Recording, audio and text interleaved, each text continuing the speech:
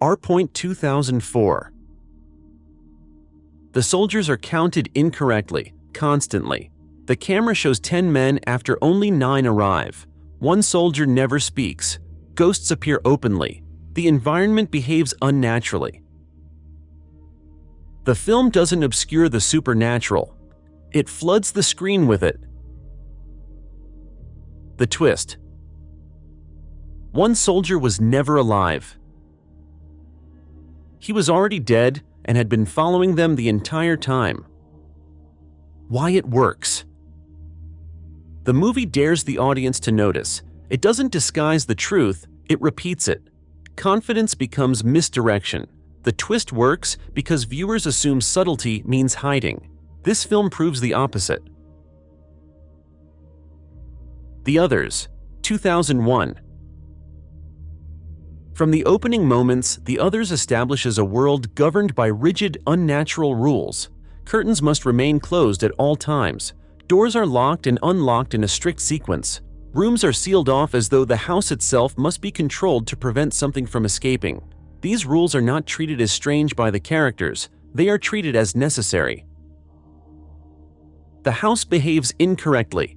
Footsteps echo through empty hallways. Pianos play without players. Voices are heard in rooms no one occupies. Rather than escalating these moments into spectacle, the film presents them quietly, allowing them to blend into daily life. The abnormal becomes routine. Grace's insistence that her children suffer from a rare condition becomes another structural clue. The children do not behave like patients, they behave like occupants avoiding exposure. The fear of light is absolute, not medical. The condition never progresses, never improves, and never receives external confirmation. No doctor is consulted, no treatment exists. The servants arrive already aware of the house's rules. They do not ask questions. They never challenge Grace's authority. Most importantly, they never behave like newcomers. They know where everything is. They understand the rhythms of the home. Their familiarity is immediate and unquestioned. The family never leaves the property. The outside world is discussed but never accessed. Visitors appear briefly and then vanish without explanation. When Grace searches for help, she finds only emptiness. Roads lead nowhere. The house is not isolated geographically. It is isolated existentially. The most revealing clue comes from the supposed intruders. When the living family finally confronts them, fear's not directed outward. The intruders are terrified. They react as though they are being watched, disturbed, and followed. Their panic does not align with invasion. It aligns with haunting. Every supernatural sign is presented honestly. The film never disguises what is happening. It simply allows the audience to misinterpret who the events are happening to. The twist. Grace and her children are dead. They died before the events of the film. They are the ghosts occupying the house. The intruders were the living. Why it works. The Others succeeds by reversing perspective instead of reality. The film never alters events after the reveal. Nothing changes. The sounds, the rules, the fear, all of it remains consistent. Only the audience's understanding shifts. The film relies on assumption. Viewers instinctively identify with Grace as a protector, a mother defending her children from an external threat. That emotional alignment prevents scrutiny. The audience interprets supernatural signs as attacks rather than symptoms of presence. By framing the living as invaders, the film transforms a traditional haunted house story into a quiet tragedy. Grace is not defending her home. She is clinging to it. The house is not trapping her. It is all she has left. The twist works because it does not shock, it settles. Once revealed, the story becomes painfully coherent. The fear dissolves into permanence. The Others does not hide its twist. It allows you to stand on the wrong side of it. Primal Fear, 1996. Aaron displays selective intelligence. His stutter disappears during moments of stress. His emotional shifts are too clean, too timed. His alternate personality appears only when useful. The legal system becomes the distraction. Attention shifts from truth to strategy. The audience, like the lawyer, focuses on winning the case rather than understanding the man. The twist: there is no split personality. Aaron was pretending the entire time. Why it works? The twist succeeds because it removes sympathy retroactively. The film doesn't reveal new information, it removes the safety net. Everything Aaron did was intentional. The horror isn't mental illness, it's control. The Sixth Sense, 1999. From the very first scene, The Sixth Sense establishes its truth without ever announcing it. Malcolm Crowe is shot in his home, collapses, and the film immediately cuts forward in time. There is no hospital scene, no recovery, no acknowledgement of survival. The movie simply allows Malcolm to continue existing, and the audience accepts it without question. From that moment onward, the film subtly changes how Malcolm is presented. He does not physically interact with the world in meaningful ways. He never opens a door on screen. He never picks something up unless the action is narratively unavoidable. His presence is always passive, observational, and strangely disconnected. Most importantly, no one except Cole ever directly responds to him. Conversations that feel normal are carefully staged illusions. Malcolm speaks, but the responses he receives are never explicitly directed at him. The camera places him in shared spaces with others, creating the impression of interaction, but the dialogue never confirms it. This is especially evident in scenes involving his wife, Anna. Anna never speaks to Malcolm directly after the opening scene. When they sit together at dinner, the framing suggests intimacy, but her behavior tells a different story. She is distant, grieving, and emotionally closed off. The silence between them is not marital tension, it is absence. When she drops the check at dinner, her hands pass through his presence without acknowledgement. The moment is quiet, mundane, and devastating in retrospect. Color functions as another clear signal. Red objects repeatedly appear before moments of emotional or supernatural significance. The doorknob, the balloon, the dress. The film uses this color not as a hidden symbol, but as a recurring alert. Every time red appears, the audience is being warned that the truth is nearby. Even the film's sound design reinforces this. Malcolm often appears in scenes already in progress, without footsteps, without doors opening. He arrives fully formed, like a memory rather than a person. The film never draws attention to this. It simply lets it exist. Cole himself provides the clearest clue. He tells Malcolm exactly what ghosts are like. They don't know they're dead. They see what they want to see. They remain trapped in routines they don't understand.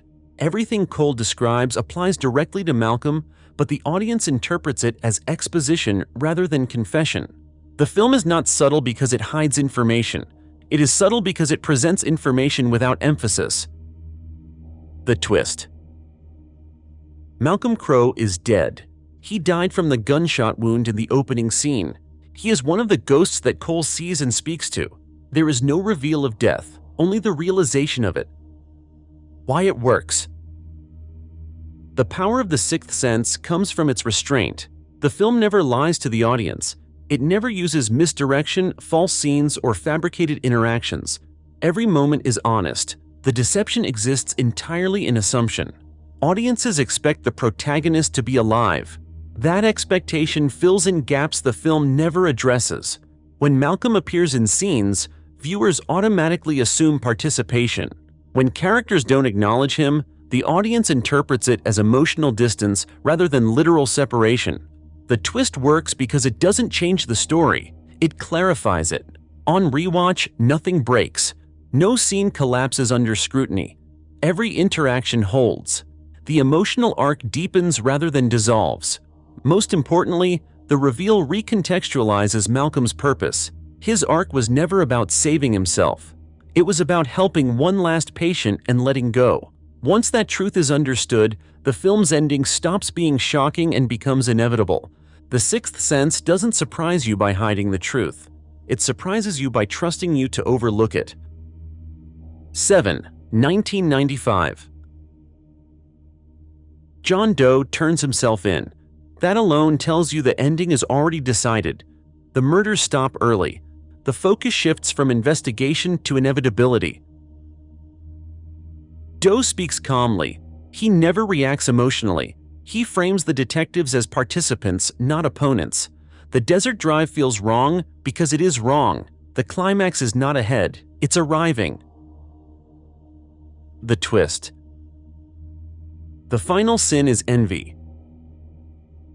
The box contains Mills's wife's head. Mills completes the cycle. Why it works. The film never attempts surprise. It builds certainty. The horror comes from watching inevitability unfold. Every step forward is exactly where Doe wanted them. Fight Club, 1999. Fight Club begins by showing its twist before it ever explains it. Tyler Durden appears in the film long before he is introduced. He flashes into single frames during mundane moments, walking through a hallway, standing behind machinery, appearing for less than a second, and disappearing just as quickly. These frames are not metaphors. They are literal appearances presented openly and repeatedly. From the moment Tyler enters the narrative fully, the film carefully limits how he exists.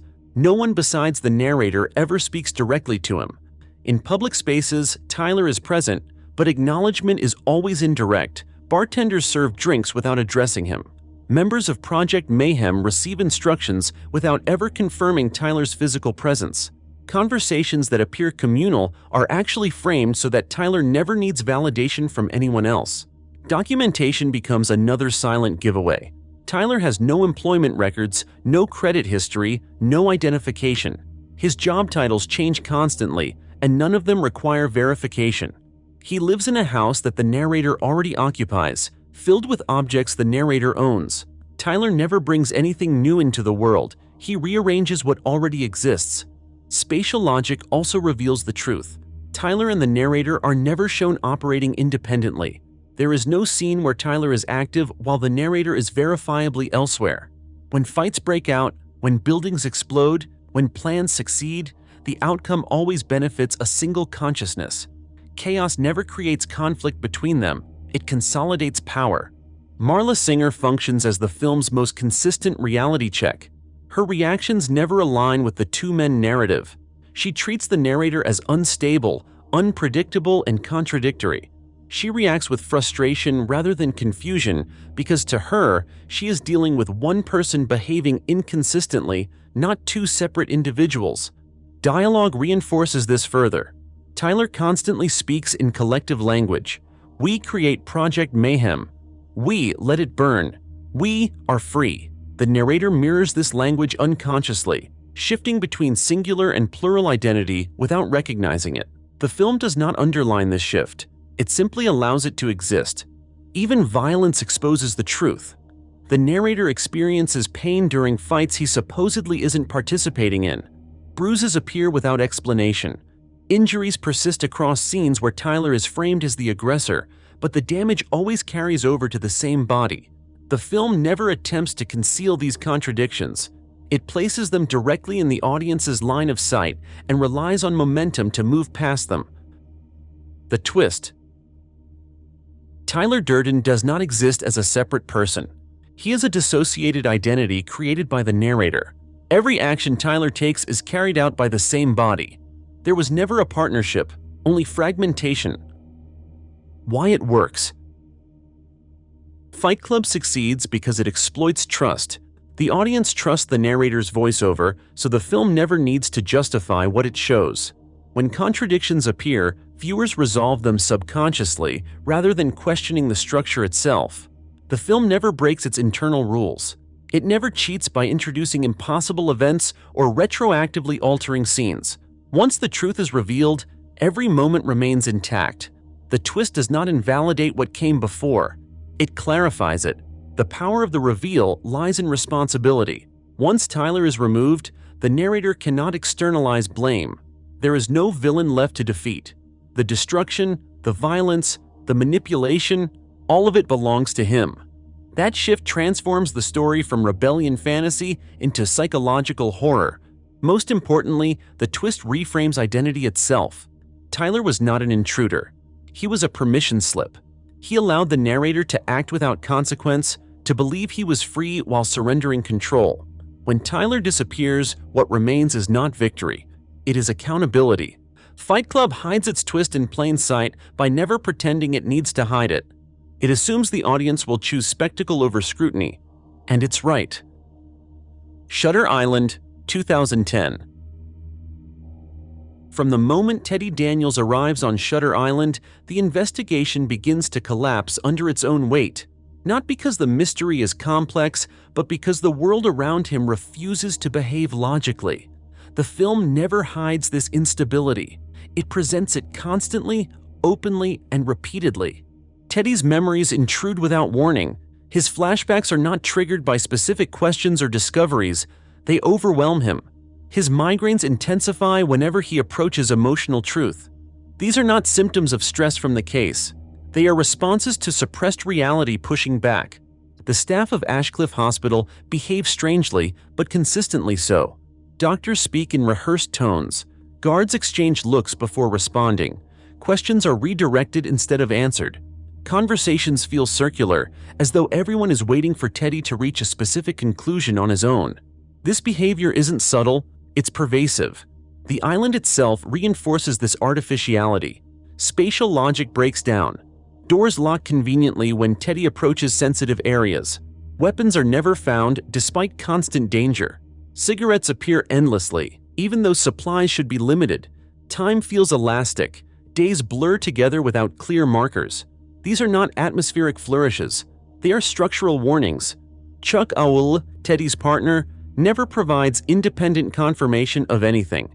He follows, agrees, and defers. He never challenges Teddy's assumptions in a meaningful way.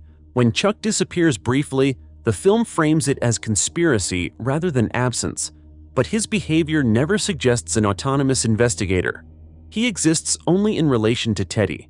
Dreams provide the clearest truth. Teddy's visions of his wife are not symbolic distortions.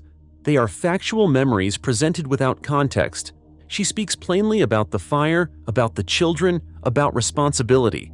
Teddy does not argue with the content of these dreams. He reframes them. He transforms reality into trauma inflicted by others because accepting the truth would end the story he is telling himself. Even the central mystery mirrors Teddy's psychological state. Rachel Solando is both present and absent. Her disappearance makes no sense because it isn't meant to. The case exists to give Teddy a narrative structure strong enough to contain his denial. The storm, the fortress, the lighthouse, none of these elements escalate danger.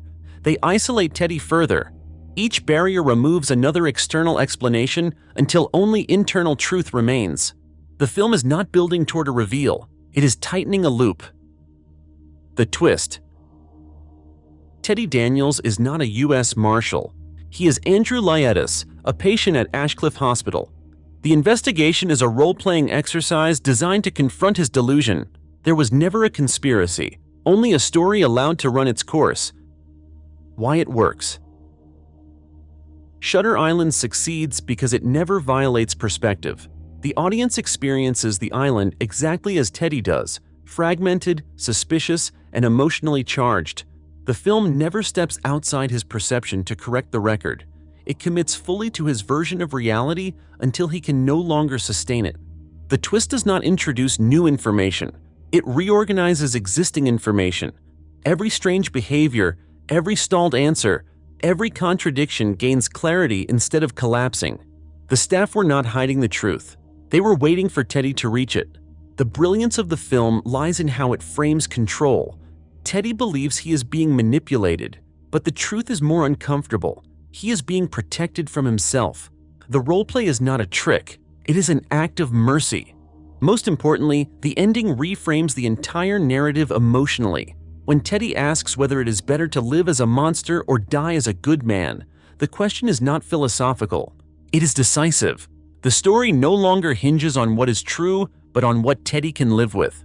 The final moment does not undo the twist. It deepens it. Whether Teddy relapses or chooses oblivion, the reality remains unchanged. The island did not break him. He arrived broken. Shutter Island hides its twist in plain sight by allowing madness to speak first and trusting the audience to listen. Great twists don't come from lies. They come from trust. Trust that the audience will look but not see. And these movies prove one thing. Sometimes the truth is right in front of you.